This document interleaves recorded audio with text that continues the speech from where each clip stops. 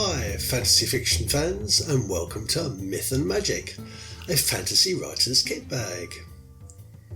I'm fantasy writer Neil Mack, the author of Moondog and the Reed Leopard, and I want to share my love of folklore, local history and nature mythology with writers and creatives like you on my regular podcasts.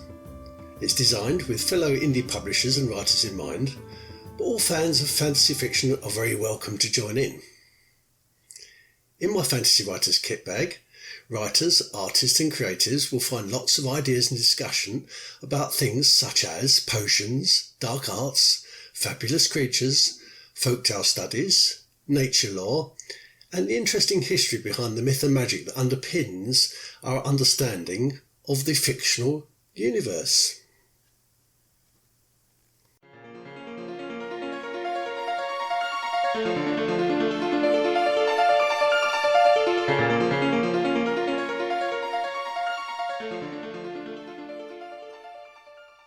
What is dark fantasy, and what are the essential ingredients? Dark fantasy is a subgenre of a fantasy that brings a sense of horror, sadness, darkness and fear with it. The difference between dark fantasy and standard horror fiction is that dark fantasy tends to take place in a fictional world, whereas horror takes place in a real world setting. Although writers like Stephen King will often push this envelope to create an entirely realistic yet surreal otherworld atmosphere. Horror fiction should surprise, scare and perhaps even repulse the reader, and it's worth mentioning that the dark fantasy part of the genre is actually the oldest part of the genre. It's been around since the dawn of civilization. Ancient Greek stories often involved demons and witches and vampires and werewolves and ghosts. And even modern ideas are based on much older concepts. So, for example, Mary Shelley's Frankenstein was heavily influenced by the story of Hippolytus, where Asclepius revives him from death. A familiar plot device found in much dark fantasy is the idea that humanity is threatened by forces beyond human understanding. In these tales, the horror, whatever form it might take, can often be seen as a metaphor for the larger fears of a society. You might want to call this the Godzilla effect, where in Godzilla the monster became a metaphor for nuclear weapons. A feature of dark fantasy is that it must elicit an emotional, psychological or physical response from the reader. The plot should create tension for the audience to feel a sense of excitement, the approaching terror, like the climbing part of the roller coaster when you first get on it. And this is not easy to achieve, especially if you are new to writing fiction. You will need to hint, suggest, intimate and pre-message the horror that will most certainly come. I often think of the alligator or the crocodile in Peter Pan, who tick-tocks his approach. It's more frightening to hear him approach than it is actually deal with him. An example of this is in the Dutch horror film The Human Centipede, where the crazy surgeon explains in detail what he will do with his victims in a kind of PowerPoint presentation that he gives to them. And that's why the bad guy often explains exactly how he will torture the hero. It's pre-signalling. This pre-signalling should be evenly paced, like the tick-tocks in Peter Pan's crocodile, or like the cogs on a roller coaster, each click of the ratchet creating a little squeal of delight to thrill the horror fans. The other thing you must do, if you're going to write this kind of fiction, is to make the reader care for each victim prior to any horrible event. If the reader does not invest in the character of the victim, then there's little point in the horror. Don't just make the main victim or the main character attractive and sweetly credible. Make all the victims attractive and sweetly credible. Because you want the reader to identify with those victims, even if they're minor characters, because those victims need to be identified in a close and personal way with the reader. In the Obsidian trilogy by Mercedes Lackey and with James Mallory, Prince Cyparis of the Endarkened Demons eats innocent and totally sinless and defenceless little pixies just for fun. and he enjoys devouring them in front of other victims, so the next victims will endure the monstrous agony of watching the other innocents die, so they become horror-stricken even before their fate. Also, don't forget that your threat must be threatening in several ways, because we all encounter threat in different ways. For example, I'm not horrified by spiders, but you could be. I don't even mind darkness, though you might be scared of the dark, and so might the next reader. So keep a reader like me in mind as you write. What would terrify a reader like me, who has very few anxieties and absolutely no phobias? Because you will want to horror and terrify all readers. So make your antagonist menacing by threatening physically, psychologically, socially, morally, spiritually, but best of all, a combination of all those. Good luck with your dark fantasy. If you are going to start a dark fantasy project, let me know about it, and I'm very, very pleased to share it.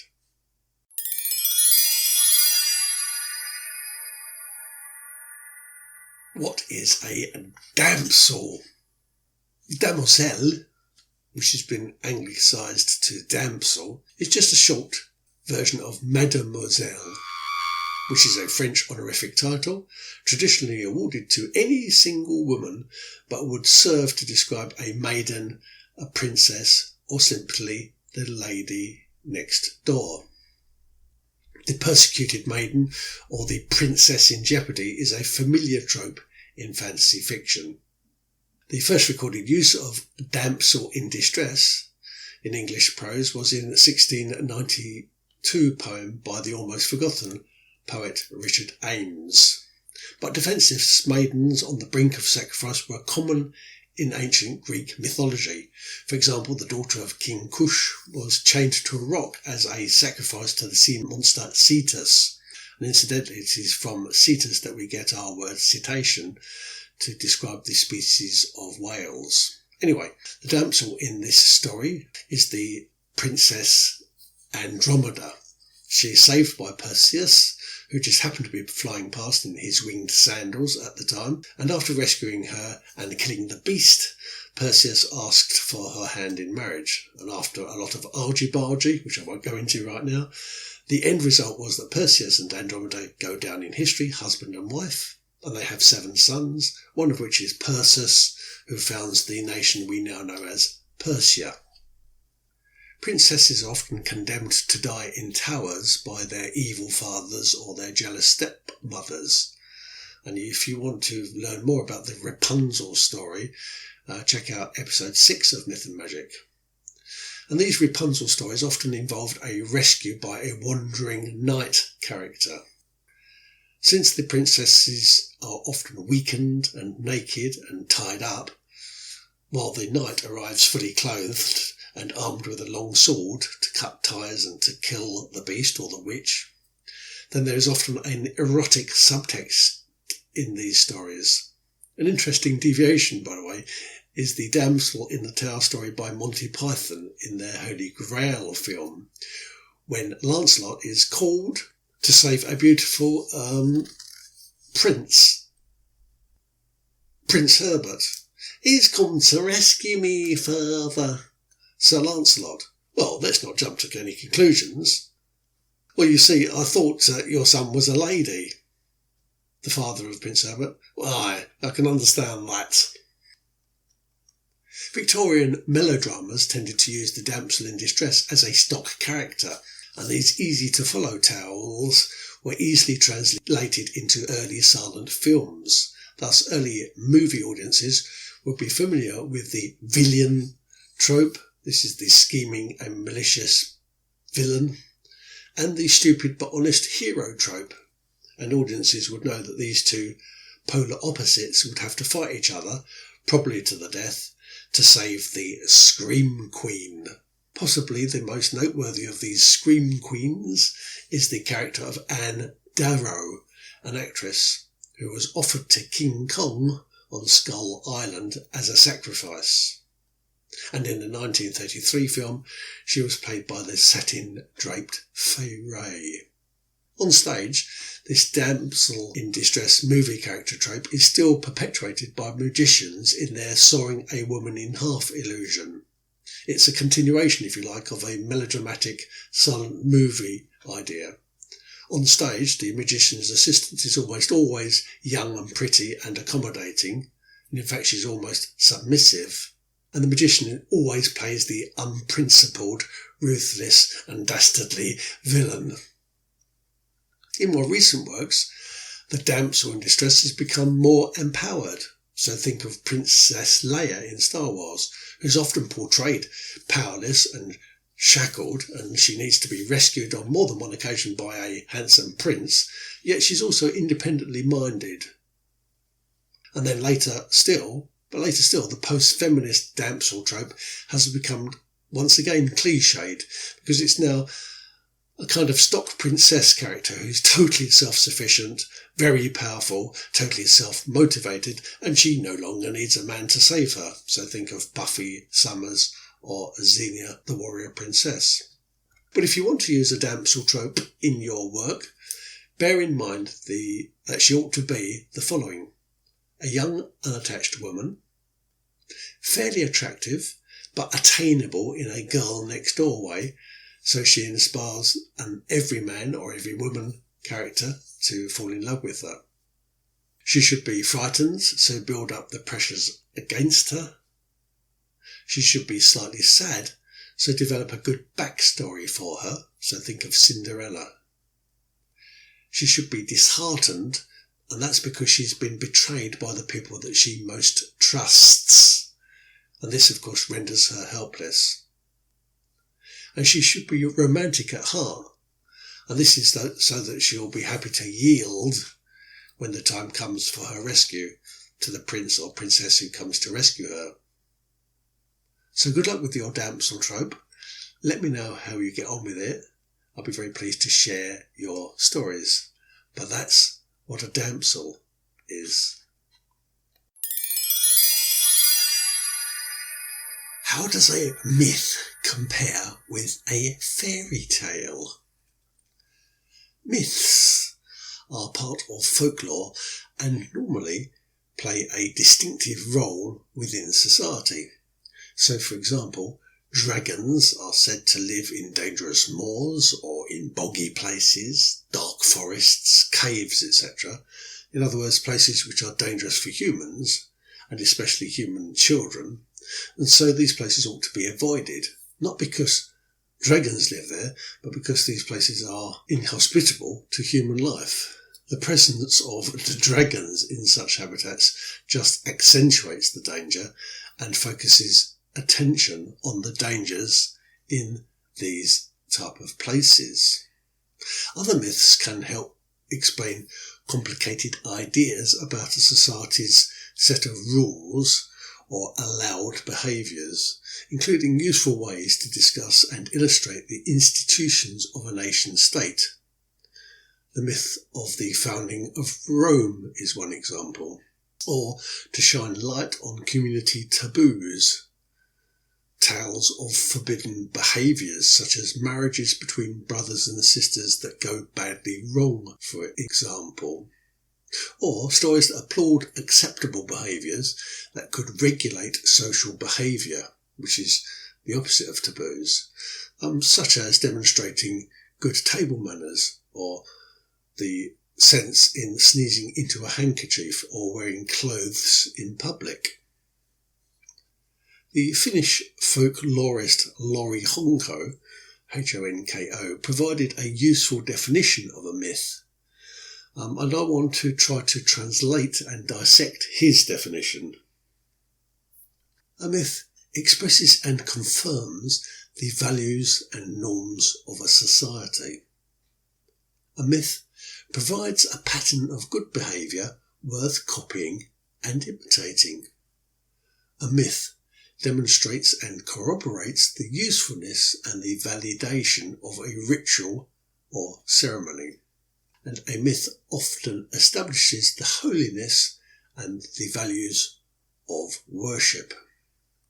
Because myths have this claim to holiness and are fundamental in regulating a healthy and a safe and a just society, they are popularised and almost presented as real. It's not that people think that the events inside the myth actually really happened. It's more that they know that the reason behind the notion of the myth, and so therefore they promote it as if it actually happened and as if it was true. So, for example, the creation myth of Adam and Eve makes perfect sense, because there must have been one female and one male once upon a time, right? And this must have been early on in the evolution or the creation story, at a time when beings were closer to God.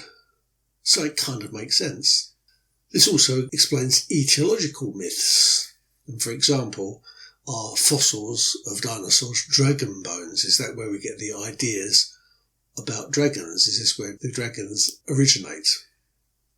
It's such an obvious idea that it must be true, right?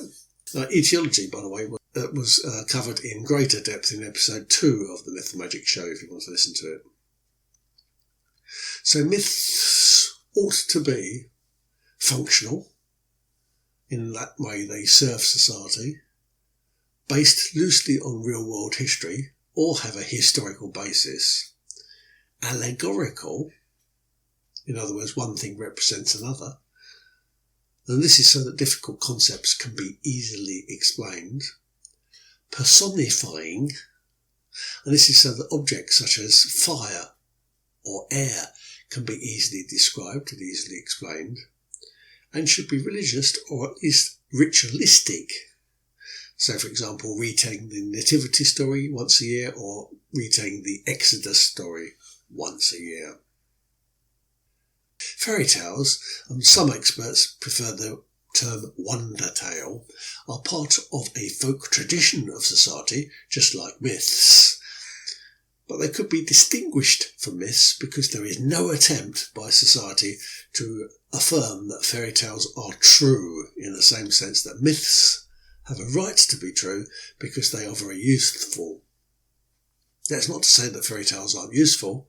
They can sometimes be very useful, as useful as myths even, especially when they come filled with blessings of happiness, because blessings and happiness help people forget about the unpleasant anxieties of the real world, or they come with an important warning, for example, don't stray from the path, or they come with a moral lesson, like many of Aesop's fables. And the happy endings, the bliss-filled romances, the rags to riches life stories, and the weak folk prevailing over the strong and powerful folk are all very useful fairy tales because they help us cope with the anxieties of life. But where myths have an almost actual religious significance, fairy tales rarely do. There are some exceptions to this. The Holy Bible does have stories that are better suited to the definition of fairy tale than they are to the definition of a myth. Like myths, fairy tales evolved over the centuries, and they were passed down by word of mouth, the oral tradition, from parent to child. This means that the simplest ideas, for example the concept of the big bad wolf, can be the ones which are easiest to memorise and transmit than complicated ideas. But fairy tales don't need fairies, and that's probably why wonder tales is a better term. So, for example, the cautionary tale Goldilocks and the Three Bears, don't go wandering off, children, don't go into somebody else's house uninvited. Goldilocks and the Three Bears doesn't seem to mention any fairies, although it does have talking animals who sleep on beds with pillows and they eat out of bowls. But it does contain wonder, but no fairies. So why is Goldilocks and the Three Bears, a cautionary tale, a fairy tale? Well, J.R.R. Tolkien determined that it's because the story is set in a place that we kind of recognise as fairyland. Once you wrap your grey cells around this concept, that fairy tales are set in fairyland, in a magical dimension, while myths are set in our own real world, then it's much easier to identify a fairy tale and distinguish it from a myth. So just bearing that thought in mind, I have a short quiz for you to help you get used to the idea. Play along with it, and if you want to do a recap again or do it again, look on my show notes and I'll put it on there as well. So here we go. Ready? The Wizard of Oz. Is it real world or is it fairyland? The Wizard Merlin. Is this real world or fairyland? Jack and the Beanstalk. Real world or fairyland? Jack the Ripper. Real world or fairyland? The Tales of Robin Hood. Real world or fairyland? Captain Hook. Real world or fairyland? The Hobbit. Real world or fairyland? Lady Godiva.